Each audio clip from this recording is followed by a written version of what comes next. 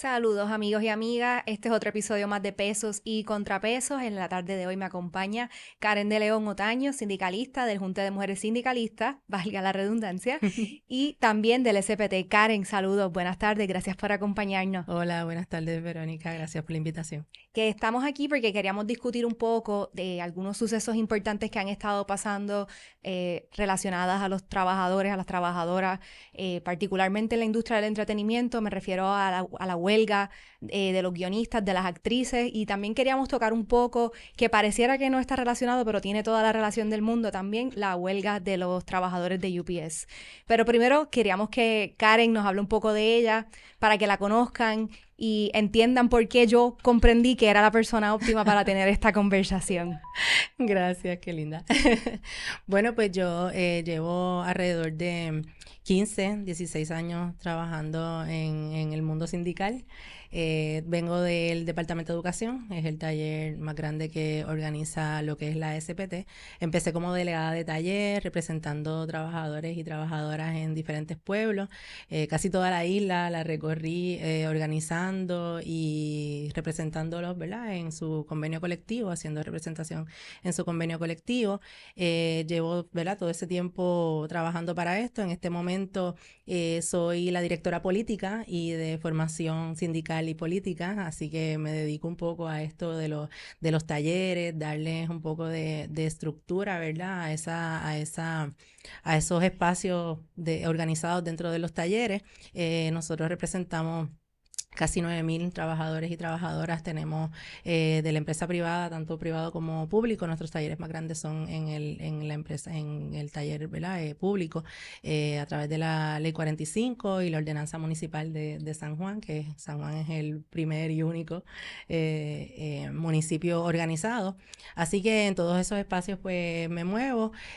También a través del Junta de Mujeres Sindicalistas, que es un espacio que hemos creado, ¿verdad?, para conspirar, para juntarnos, para hablar, para reunir fuerzas y tener, ¿verdad?, unas discusiones directas sobre la participación de la mujer dentro del ámbito sindical, que entendemos que es súper importante, ¿verdad? Somos la mayoría de la clase obrera en el país, así que asimismo deben estar representadas esas estructuras sindicales, y el Junta de Mujeres Sindicalistas va dirigido un poco a eso, a darle un poco esas herramientas necesarias a las mujeres para que puedan ocupar esos espacios de dirección en sus organismos o en sus espacios sindicales.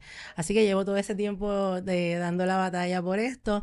Es súper interesante porque una no estudia sindicalismo, no hay, ¿verdad?, un bachillerato en ser sindicalista, pero nos vamos moviendo con el tiempo, vamos aprendiendo mucho. Esta cuestión de la formación y la educación sindical a mí me gusta mucho, me apasiona. Así que lo que estoy haciendo ahora dentro de la SPT me gusta mucho también. Y pienso que, ¿verdad?, la educación y la formación es la herramienta más útil que tienen los trabajadores para poder defender sus derechos en sus áreas de trabajo, mucho más allá de lo que está escrito en el convenio colectivo.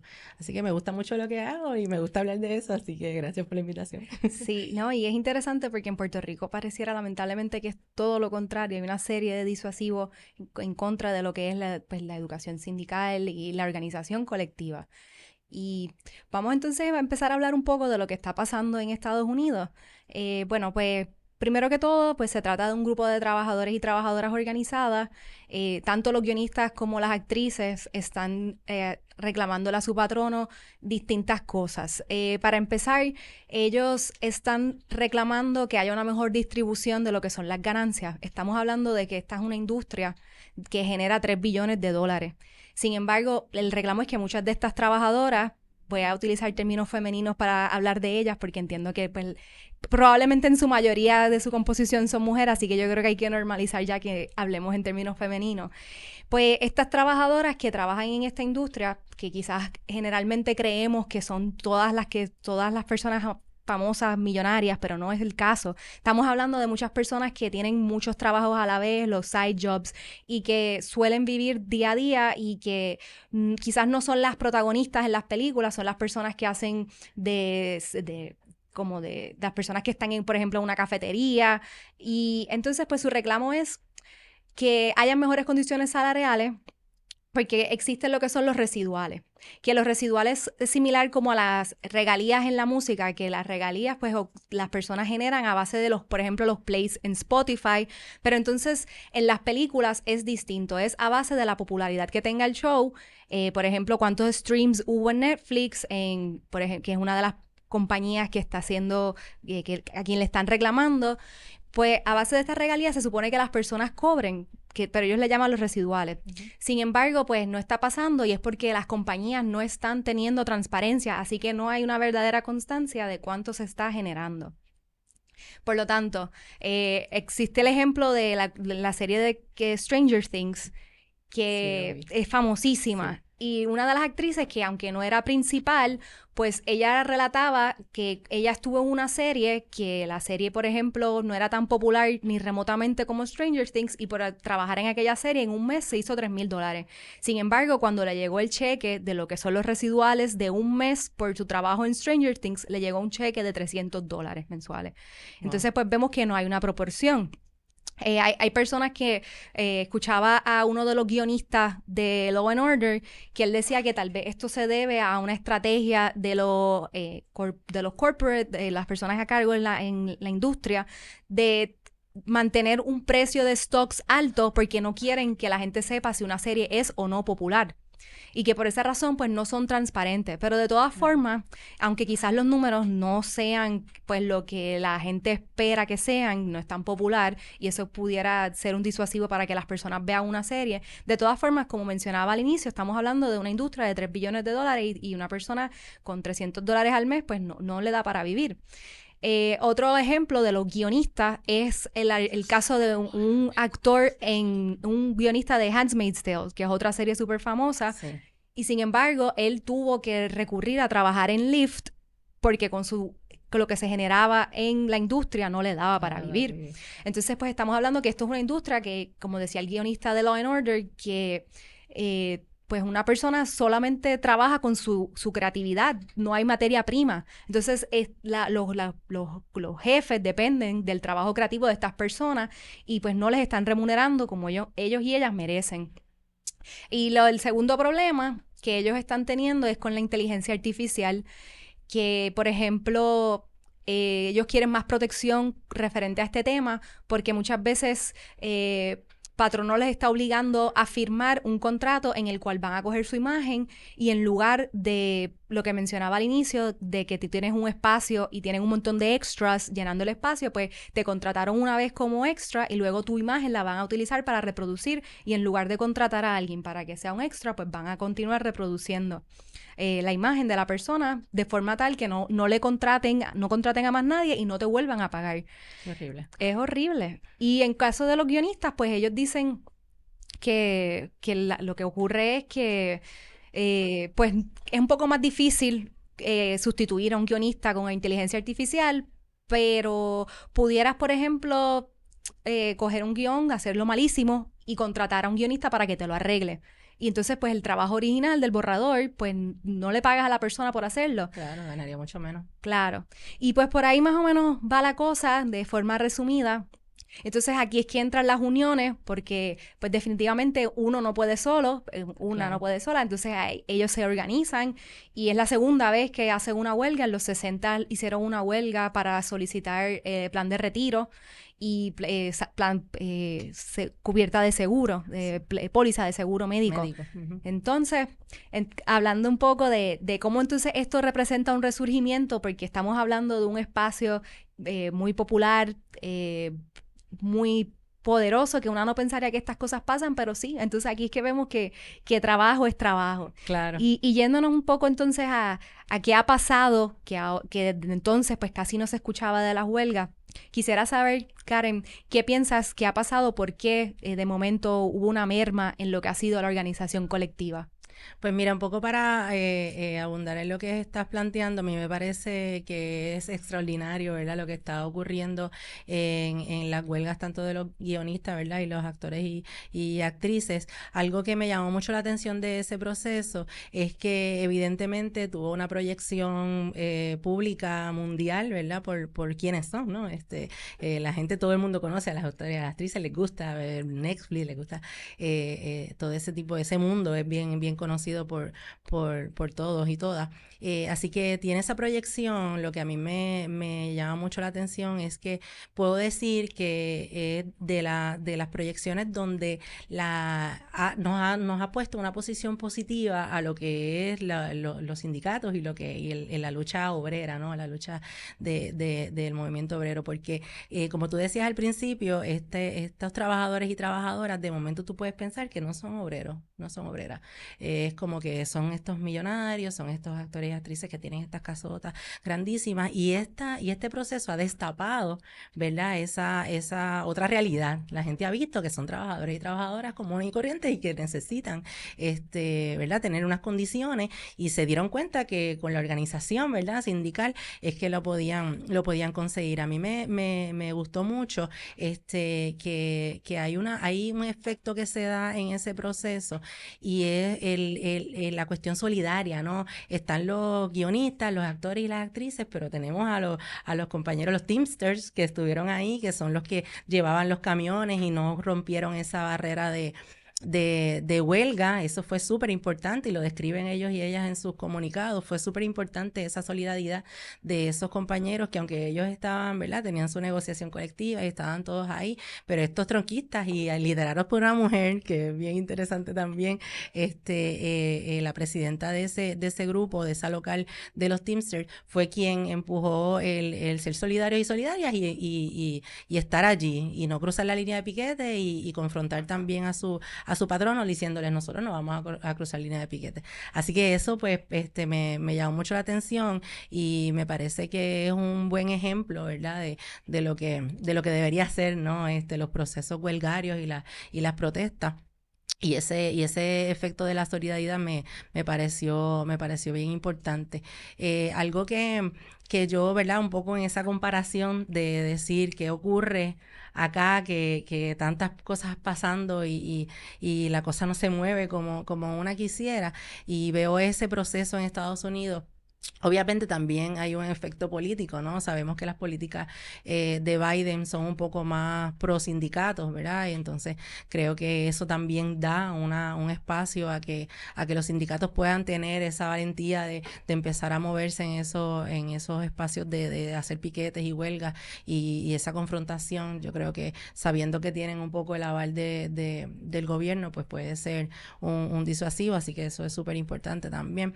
Y cuando miramos entonces ya la cosa más local, obviamente pues nosotros sí podemos pensar, ¿verdad? Por nuestra condición colonial también lo que ocurre en Estados Unidos nos afecta y sabemos que las políticas Biden y esta administración pues tienen, ¿verdad? Una apertura mejor a lo que son los sindicatos, pero aquí lamentablemente también vemos como las políticas neoliberales de los últimos tiempos nos han puesto una posición bastante compleja. Yo podría darte un ejemplo, ¿verdad?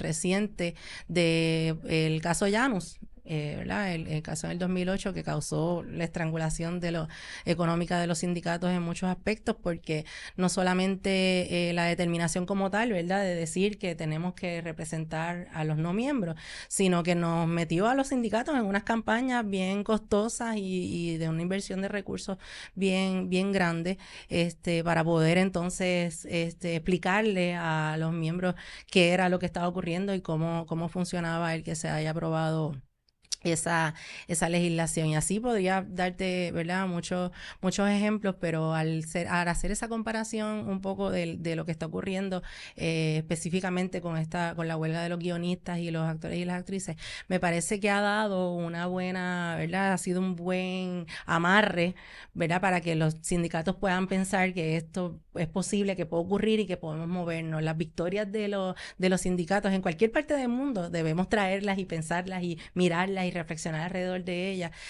para poder tomar esos ejemplos y ver cómo nos podemos ir moviendo alrededor de esas luchas, ¿verdad? Obreras que se ha comprobado, ¿verdad? Que da mucho efecto. Así que pienso que hace ya un tiempo, ¿verdad? Y pensando un poco en ese 2018 con Janus y otras legislaciones que se movieron ahí en contra de la organización obrera, vemos como poco a poco, y pienso que una buena, ¿verdad? Una buena punta de lanza el hablar un poco de estas huelgas en Estados Unidos, eso nos da como que un poco de esperanza y nos podemos entonces ir pensando y repensando en que hay cosas posibles, ¿no? Que hay cosas que pueden mejorar y cosas con las cuales podemos agarrarnos, ¿no?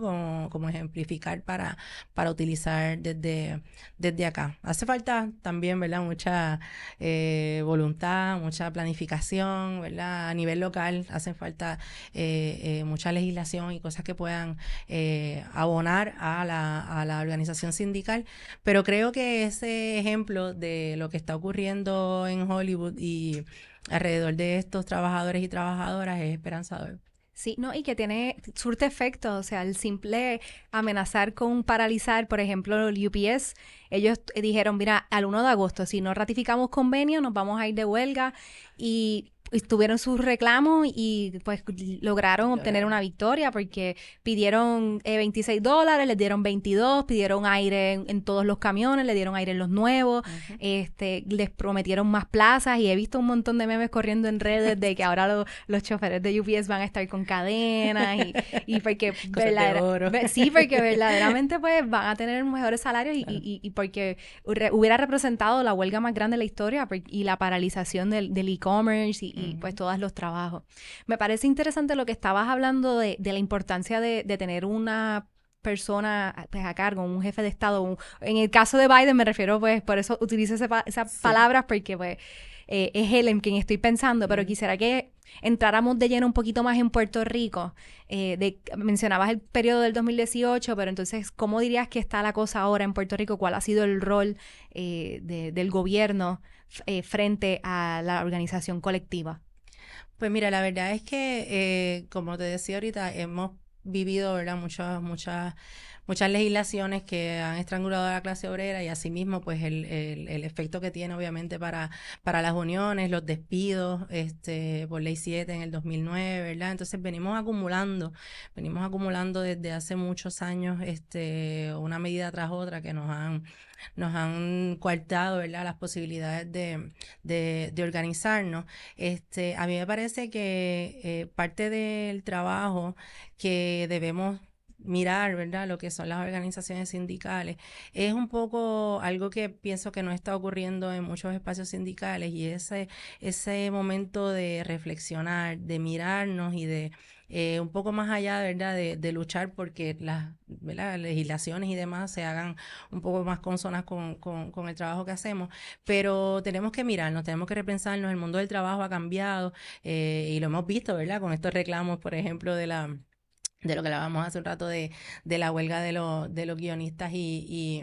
actores y actrices que están peleando en contra de lo que es la inteligencia artificial y de momento tú dices, pero ¿y cómo eso, verdad, podría afectar a los trabajadores y trabajadoras desde acá? Pues sí, va a tener algún efecto en algún momento y va a haber algún desplazo de trabajadores, así que esa reflexión del cambio del mundo del trabajo, yo siento que lamentablemente las uniones no la están haciendo, entonces pues podemos pensar que puede surgir una legislación, puedo poner el ejemplo de la ley 45, ¿verdad? Que es para el servicio público. La ley 45 abrió una gran puerta para organizar todas las agencias de gobierno y eso estuvo muy bien, así que podría venir otra ley 45 para la empresa privada, pero si los sindicatos no están preparados para ese momento, como siento que lamentablemente no lo están, pues puede ser algo, ¿verdad? Un ejercicio fútil de tratar de empujar una legislación si realmente no estamos preparados para eso. Así que hay que ver, ¿verdad?,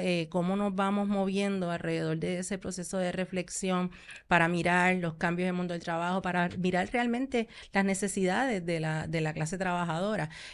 Ahora mismo menos del 2% de los trabajadores en la empresa privada en Puerto Rico están organizados. Así que hay mucho espacio para organizar, pero la realidad es que los sindicatos no hemos podido reunir el poder político, la fuerza política, el poder económico también, ¿verdad? Por todo lo que hablábamos de todos esos cortes que nos han estado estrangulando. Así que son muchos los factores. Y sí, definitivamente necesitamos tener un poco más de poder político para entonces influir en esos representantes, esas personas que pretenden gobernar el país, para que entonces podamos tener más espacio para poder organizar, identificar esos talleres de trabajo que tanto necesitan organizarse, ¿verdad? Las trabajadoras y los trabajadores. Así que sí, necesitamos repensarnos, necesitamos reflexionar mucho alrededor de los cambios del mundo del trabajo y sobre todo cómo vamos a reunir la fuerza política necesaria para poder hacer cambios trascendentales en la clase obrera a través de la herramienta que es el sindicalismo, que se ha probado, ¿verdad?, que es una de las herramientas más útiles, o yo diría la más útil, que tienen los trabajadores y las trabajadoras para poder mejorar sus condiciones de empleo.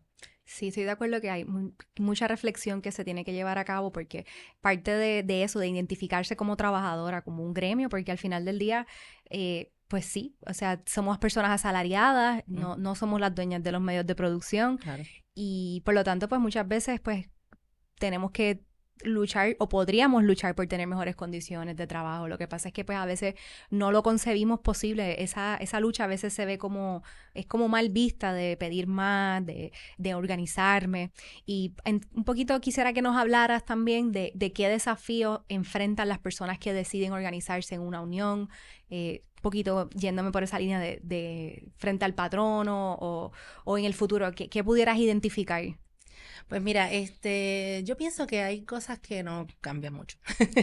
Y podemos decir que los patronos siempre están a la expectativa de lo que los trabajadores y las trabajadoras se organicen. Siempre tienen ese temor porque están conscientes de que la organización sindical pues es ponerse ahí a tú en una mesa de negociación con el patrono, y obviamente pues eso no les gusta porque ellos pierden poder económico, ¿verdad? Dicen que pierden poder económico, y pierden un poco, ¿verdad?, de ese mandato, ¿no?, y de ser patrono. Pero las estrategias que utilizan los patronos, yo pienso que no cambian, ¿verdad? Identifican a los líderes y los despiden, así que eso siempre sigue siendo un reto para las campañas organizativas. Los cambios negativos en las condiciones de trabajo de quienes se identifican con la unión. Así que la herramienta para eso, o lo que puede ayudar, ¿verdad?, a los trabajadores y trabajadoras cuando todavía no tienen una unión y les gustaría estar ahí, pues es conocer sus derechos y mantenerse juntos y juntas. Y luchar, ¿verdad?, dentro de ese espacio de trabajo por un fin común, ¿verdad?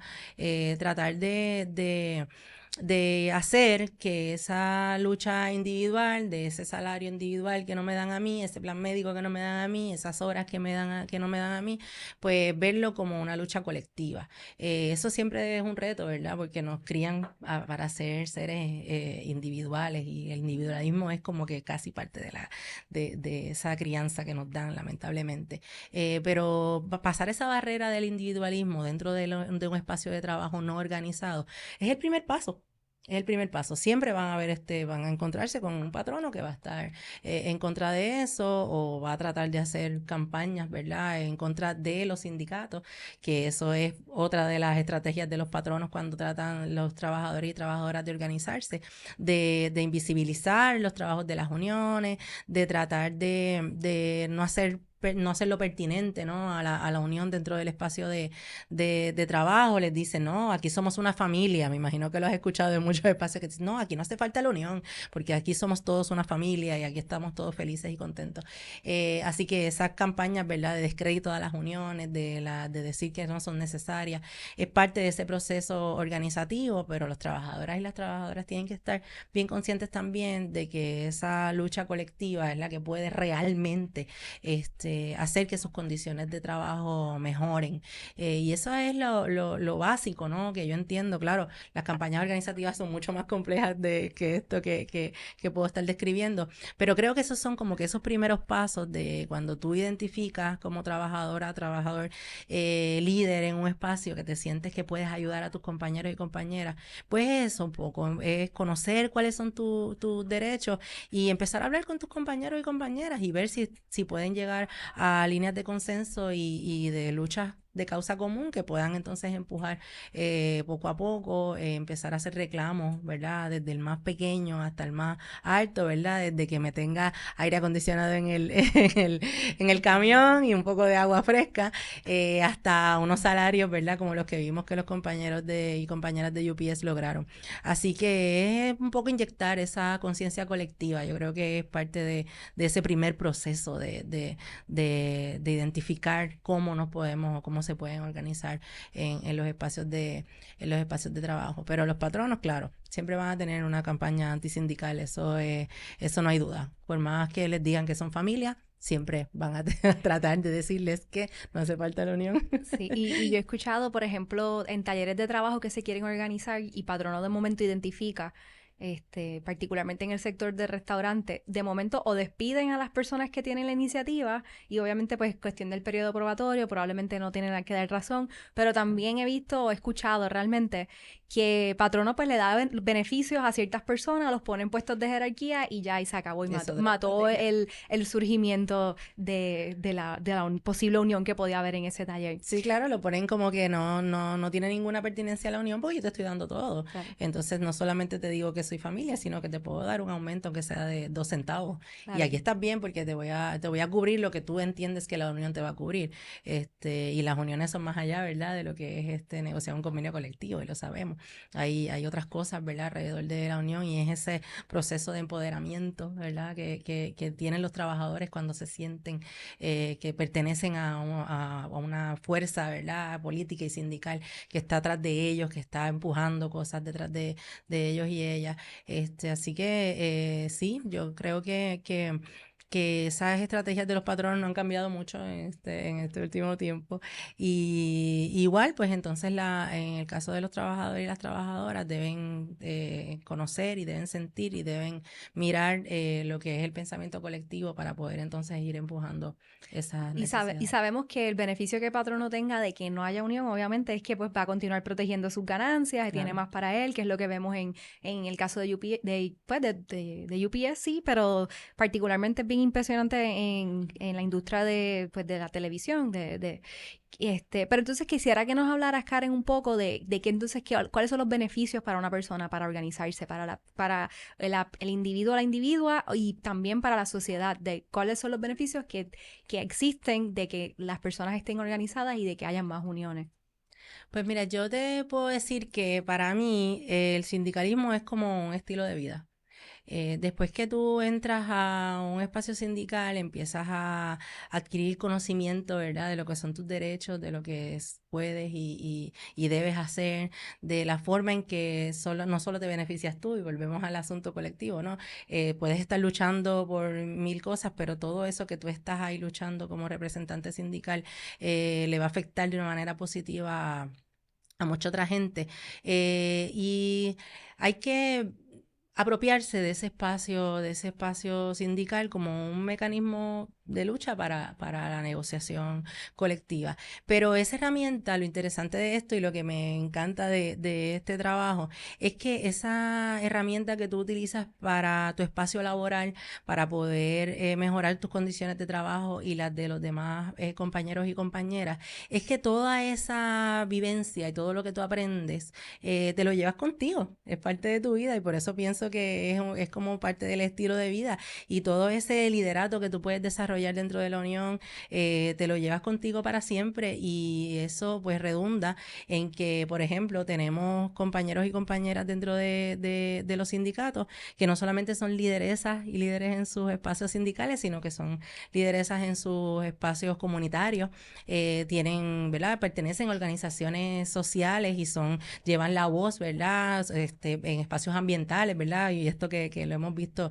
resurgir de una manera hermosa en los últimos últimos años en Puerto Rico. Muchos de esos compañeros y compañeras son líderes y lideresas sindicales. Entonces, todo eso que tú puedes absorber de los procesos de organización sindical y política, todo eso te acompaña el resto de tu vida y tú aprendes a negociar y aprendes a inmiscuirte y a trabajar alrededor de un proyecto de país también, no solamente, ¿verdad?, en el ambiente laboral, sino que todo eso te ayuda, te enseña a tu poder conocer cómo se mueve el país, cómo se mueve la política, cuando tú estás dentro de una mesa de negociación, que es una experiencia bien enriquecedora. Tú puedes ver, ¿verdad?, los procesos económicos del país y puedes entender, entonces, si estás dentro del Departamento de Educación, que es el ejemplo mejor que te puedo dar, y de momento tú miras y empiezas a negociar y empiezas a mirar y ves cómo los presupuestos del país no están diseñados para mejorar la clase trabajadora, y ahí entonces tú te transportas por ejemplo, los servicios de salud. Tú dices, con razón, cuando yo voy al hospital veo que hay pocas enfermeras, que hay poco, y todo eso te va creando una conciencia que te ayuda y pienso que casi te obliga a mirar el país desde otra perspectiva, ¿no? Y un poco a repensar el país desde otro punto de vista, más allá de lo que es esa negociación de convenio colectivo que tienes ahí de frente. Así que la aportación de los sindicatos para el país, a mí me parece que más allá del asunto, ¿verdad?, de que son un movimiento político, ¿verdad?, porque somos un ente político que puede generar cambios en la sociedad, pues también crece porque crece la ciudadanía cuando pasan por procesos organizativos y que adquieren esa conciencia colectiva. Y claro, el país siempre se va a beneficiar de la conciencia colectiva, aunque sabemos que tenemos ¿verdad?, estos actores y actrices políticos que prefieren que no pensemos por nosotras mismas para ellos seguir, ¿verdad?, beneficiando de todos esos procesos. Pero la realidad es que esa herramienta que tú puedes adquirir perteneciendo a un colectivo como es el sindicalismo, pues es algo que te ayuda para todo en la vida. Yo le comentaba un poco en son de chiste a una amiga hace poco, que yo tengo dos niños, y cuando yo empecé en el sindicalismo, yo decía, a mí esto me gusta porque me ayuda a negociar con los niños. Si no te bañas, no vas a tener esto. Entonces, esa negociación y esa cosa, ¿verdad?, esas estrategias que yo iba aprendiendo, pues las iba aplicando en mi casa con mis hijos. Y ella se reía porque me decía, fíjate, sí, tiene mucho sentido. Y yo, pues sí, yo lo hago. Todas esas herramientas las utilizo para negociar con mis hijos y en el momento de estar en la casa. Pero así pues todas esas cosas se amplían, ¿verdad?, de una forma un poco más formal y nos ayuda entonces a tener, ¿verdad?, personas, ciudadanos y ciudadanas que más allá de la conciencia sindical o de la conciencia laboral, pues pueden ir mirando el país de otra forma y colaborar con otros espacios adicionales. Sí, yo creo que es súper importante tener personas conscientes y que estén pensando en estos problemas que nosotras vivimos y me parece súper interesante que menciones el ejemplo de los hospitales y también uno lo pudiera ver en seguridad, que son políticas neoliberales que de momento pues mentalidad de achicar gobierno, entonces va a repercutir en todos los servicios que nosotras estamos recibiendo, en la salud y en seguridad, como mencionaba, pues ahora vemos que por esta misma lógica de despedir, de cortar beneficios, tener salarios que no dan para vivir y que no están a la par con la inflación, de momento vemos que no tenemos policía. Y en realidad, pues estas cosas, pues todo tiene que ver con las personas que están tomando las decisiones, que carecen lamentablemente de un entendimiento como si no fueran parte de la clase trabajadora y por lo tanto pues no se dan cuenta que están afectando a la mayoría del país con sus decisiones y se sienten como si no fueran parte de y como si estas cosas no les afectaran. Ya, esta era mi otra pregunta, pero la discutimos al principio de literalmente cómo afecta los partidos políticos en la organización colectiva, cuál ha sido la postura de los partidos políticos, pero ya la hemos discutido aquí, que lamentablemente ha sido de disuadir, de no apoyar. Y ¿qué dirías que podríamos llevar? ¿Cuáles son las perspectivas que pudiéramos tener para el futuro de las huelgas y de los reclamos de estos trabajadores y las trabajadoras? Pues mira, yo creo bueno, para mí es súper, súper, súper importante y súper valioso que podamos recordar lo que son todas las luchas obreras que son las que nos dieron los derechos que tenemos hoy en día. Yo creo que es súper importante que podamos ver que no nos han regalado nada. No nos han regalado nada, todo lo hemos tenido que pelear, todo lo hemos tenido que luchar. Y yo pues no quisiera sonar clichosa, pero la realidad es que olvidamos eventos tan importantes como el proceso, ¿verdad? Y la esclavitud, ¿no? Estos fueron los primeros trabajadores que estuvieron ahí, se levantaron, ¿verdad? De los primeros trabajadores que tú puedes decir, estaban ahí trabajando, ¿verdad? Obligados, ¿no? Y el proceso de la esclavitud. Entonces, se organizaron y, ¿verdad? Tuvieron, claro, hay unas vertientes ahí políticas y sociales adicionales que se dieron, pero olvidamos que tuvimos unos antepasados, tuvimos una gente que estuvo ahí, que dio su vida en muchos espacios para que tuviéramos algo lo que pudiera parecer tan sencillo como una jornada de 8 horas, que tuviéramos el propio derecho a la huelga, ¿no? Gente que murió para que eso se diera así y hoy día a veces pensamos, no, es que eso está ahí y es parte de la Constitución, sí, pero hubo gente que tuvo que luchar para que eso se diera, el salario mínimo y todas esas cosas que a veces nos olvidamos que fueron, ¿verdad? Parte de luchas y que evidencian lo que es la importancia de lo que son las huelgas y los procesos de lucha de la clase obrera. Así que para mí es súper valioso que podamos recordar y por eso es que me gustan mucho los procesos de formación políticas y sindicales, porque tenemos la oportunidad de recordarles a los trabajadores y las trabajadoras en los momentos en que los podemos tener de frente, ¿verdad? Y en esos procesos, decirles que sí, que hubo mucha gente que estuvo ahí antes que nosotros y nosotras y que dieron su vida, dieron su espacio, estaban mucho tiempo tratando de organizar, ¿verdad? Lo que eran las concentraciones y las manifestaciones masivas, y que gracias a eso tenemos muchos de los derechos que disfrutamos hoy en día.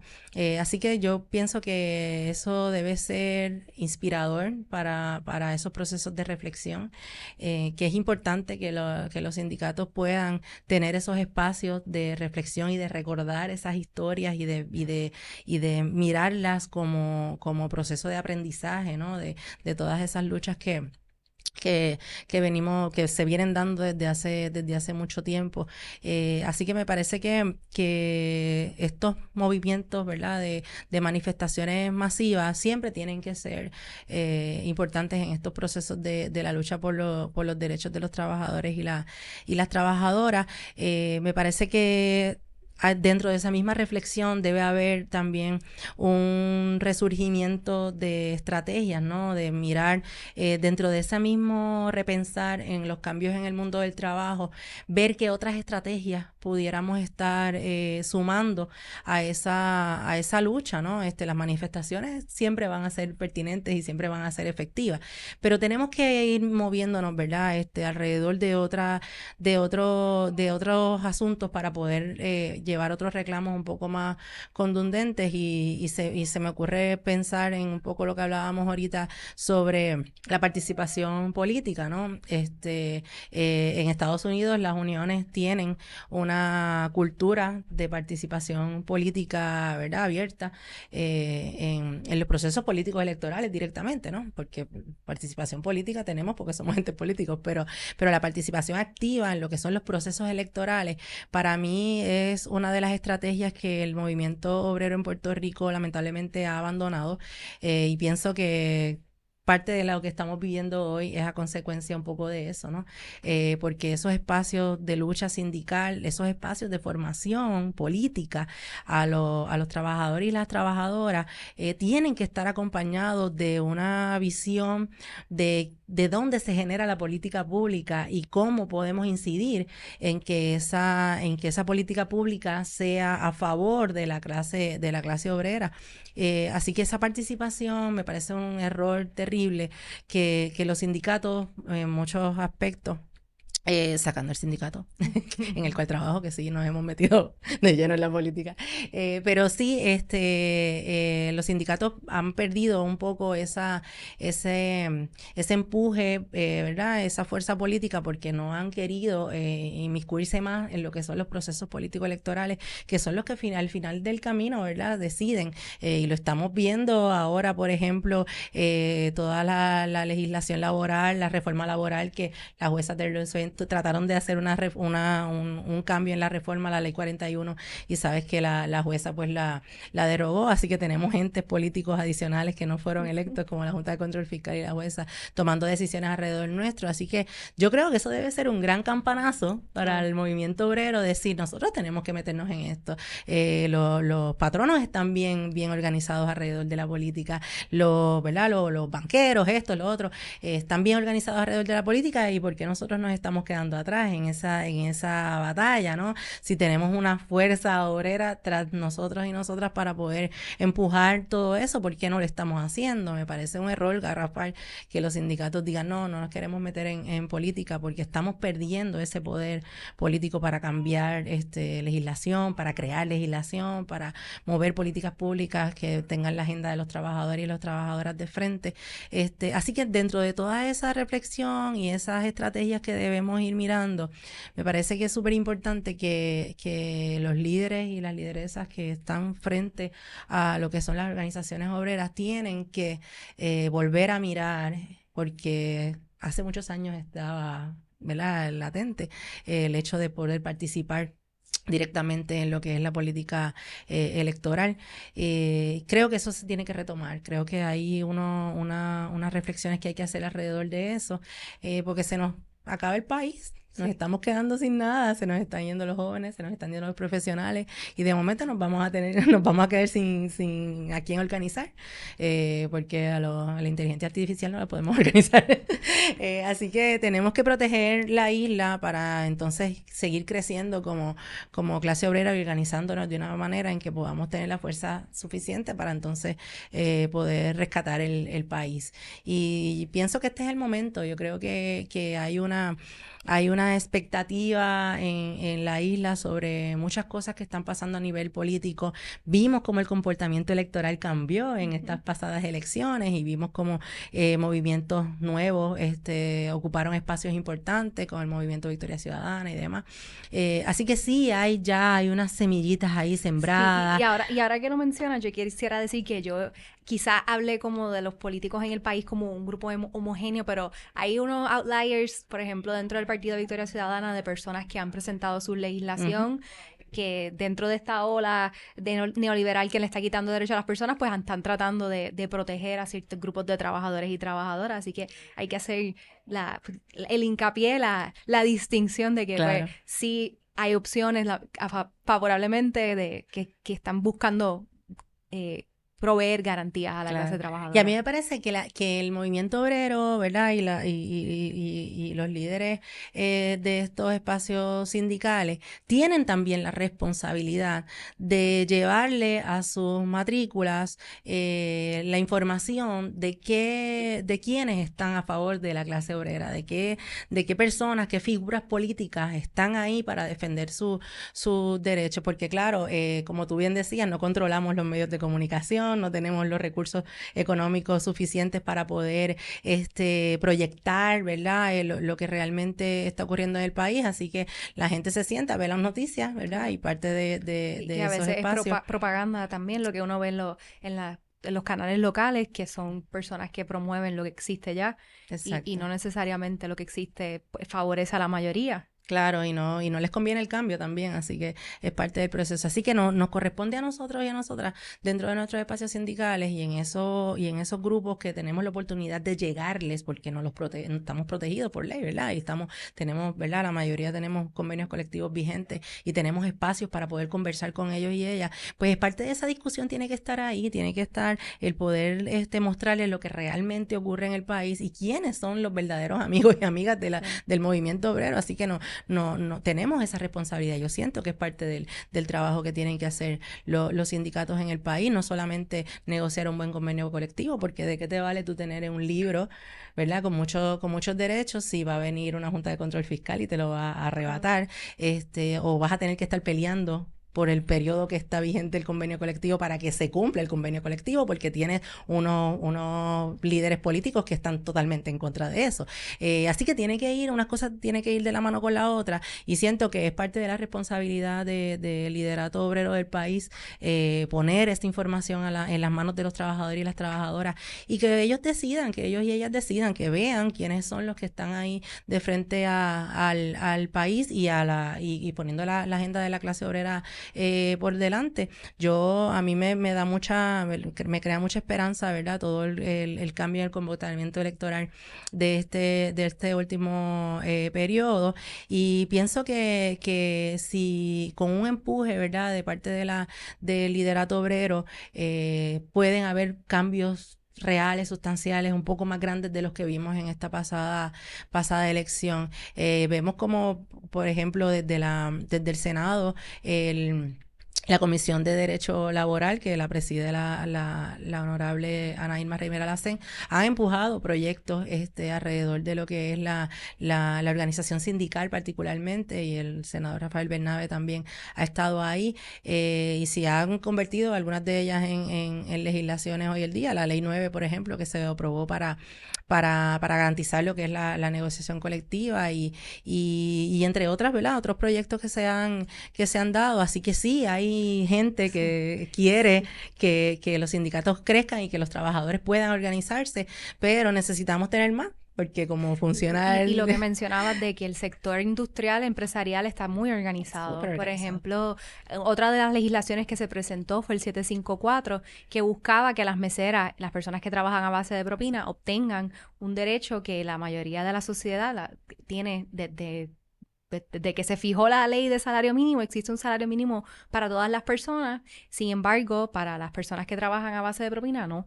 Entonces, pues, si bien eso es uno de los logros de la clase trabajadora, de las uniones, pues todavía queda trabajo por hacer con este grupo de trabajadoras. Y hay personas, por ejemplo, como Rafael Bernabe, que si no estuviera en ese espacio a día de hoy, pues ese proyecto pues no se hubiera presentado. Así que pues son logros que vemos que van pasando, y son esas cosas que aunque pues parecieran pequeñas, pero el tener a alguien que esté pensando en eso y que pueda presentar ese proyecto ya de por sí es un adelanto.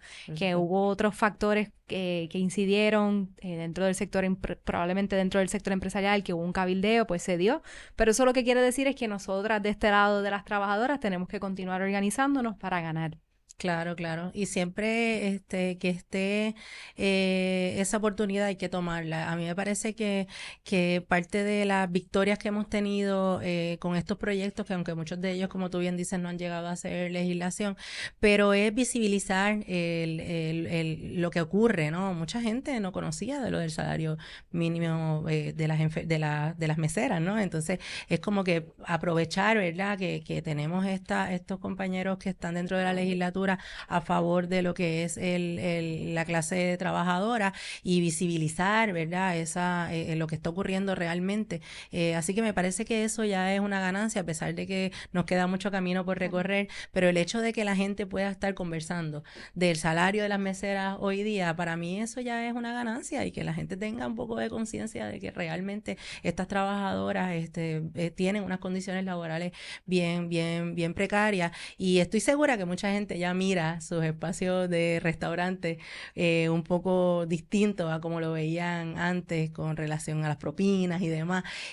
Así que me parece que es una ganancia simplemente el hecho, ¿verdad?, de que se esté hablando de esto, y que se esté hablando, por ejemplo, de esos proyectos de organización sindical, y que se está hablando de que el 1 de mayo debe ser una fecha oficial, y que las agencias se obliguen a hablar de la organización sindical, porque está contenido en nuestra Constitución, y esas conversaciones, ¿verdad? Que se sigan mirando esas conversaciones, aunque al final del camino no lleguen a una legislación que podamos poner en práctica, pero el hecho de que podamos hablarlo, de poder decirlo, de que la gente lo conozca qué está ocurriendo, pues me parece que es una ganancia y necesitamos seguir empujando, ¿verdad? Ya llegamos a un punto bien bueno, que podemos tener muchas ganancias y muchas cosas positivas, pero no podemos ir hacia atrás, tenemos que entonces empujar hacia el frente. Y ahí es que pienso que ¿verdad? Un poco trayendo el tema exclusivo de lo que nos trae hoy sobre el movimiento obrero en Puerto Rico, creo que es responsabilidad también de esos colectivos el empujar que quienes nos gobiernen realmente pongan la agenda de los trabajadores y las trabajadoras al frente, y hemos demostrado que lo podemos hacer, y también hemos visto que los trabajadores y las trabajadoras tienen, ¿verdad?, esa capacidad para poder analizar y decir, esta gente no me conviene y esta gente sí. Así que todo ¿verdad?, todo este comportamiento electoral también hay que mirarlo con mucha reflexión y mucho cuidado para que también, ¿verdad?, los líderes sindicales se atrevan y den el paso al frente y empiecen a mirar esto con un poco más de detenimiento, porque creo que este es el momento. Yo pienso que estas próximas elecciones, y pensando un poco estrictamente en el proceso electoral, este próximo proceso electoral va a ser bien importante para el país y para la clase obrera, así que viéndolo desde ese punto de vista, pienso que asimismo debe reflexionar el resto del liderato obrero y empezar a empujar a una agenda que pueda ir pensada un poco más en esa participación política un poco más activa para el beneficio de no solo de sus matrículas, sino de sus familias y del país. Claro que sí. Karen, gracias por tu tiempo, por estar con nosotras aquí en la Gracias tarde a de ti. hoy. Gracias a toda nuestra audiencia. Nos pueden seguir en todas nuestras redes sociales. Estamos en Facebook, Instagram y Twitter. Hasta luego. Gracias.